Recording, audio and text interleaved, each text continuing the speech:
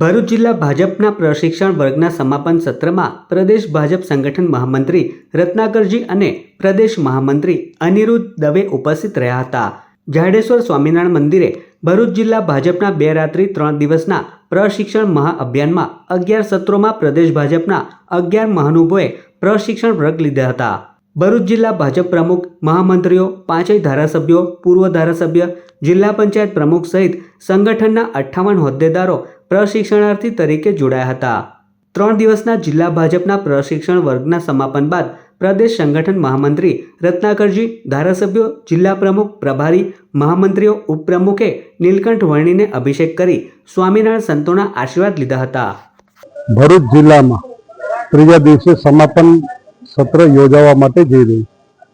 સમગ્ર ગુજરાતની અંદર, સમગ્ર દેશની સાથે સમગ્ર ગુજરાતની અંદર ભારતીય જનતા પાર્ટીના કાર્યકર્તાઓ શિક્ષિત, પ્રશિક્ષિત થાય અને સામાન્ય લોકો સુધી, સામાન્ય જનતા સુધી મોદી સાહેબના સરકારની કલ્યાણની યોજનાઓને નીચે લઈને જાય. સાથે સાથે કાર્યકર્તાઓમાં અનુશાસન અને સંસ્કાર, ચારિત્રનું ઘડતર થાય, એ માટે થઈને પ્રશિક્ષણનું આયોજન સમગ્ર દેશમાં વર્ષોથી થઈ રહ્યું છે.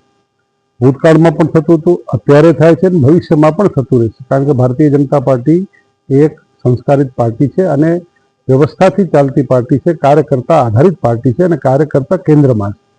વિશ્વની સૌથી મોટું રાજકીય સભ્યોનું સંગઠન ધરાવતી પાર્ટી એટલે ભારતીય જનતા પાર્ટી. આ ભારતીય જનતા પાર્ટી દર 3 વર્ષે એના કાર્યકરોને મંડળ કક્ષાના પ્રશિક્ષણ વર્ગ, જિલ્લા કક્ષાના પ્રશિક્ષણ વર્ગ અને પ્રદેશ કક્ષાના પ્રશિક્ષણ વર્ગ યોજતા હોય છે. અગાઉ મંડળ કક્ષાનો પ્રશિક્ષણ વર્ગ પણ યોજાઈ ગયો. આજે 18, 19 અને 20 ઓગસ્ટ એમાં જિલ્લા કક્ષાનો જે પ્રશિક્ષણ વર્ગ DAPS સ્વામિનારાયણ મંદિર જાડેશ્વર મુકામે યોજાયો. એમાં અપેક્ષિત જે સંખ્યાઓ હતી, લગભગ 75 જેટલી અપેક્ષિત સંખ્યા હતી. એમાં 58 લોકોએ આ કાર્યશાળામાં, એમાં ધારાસભ્યોશ્રી પણ છે, મંડળના પ્રમુખો છે, જિલ્લાના પ્રમુખ છે, જિલ્લાના મહામંત્રીશ્રીઓ છે, આ તમામ અને મોરચાના પ્રમુખો પણ છે. આ બધાએ જ આ પ્રશિક્ષણ વર્ગમાં તાલીમ લીધી છે.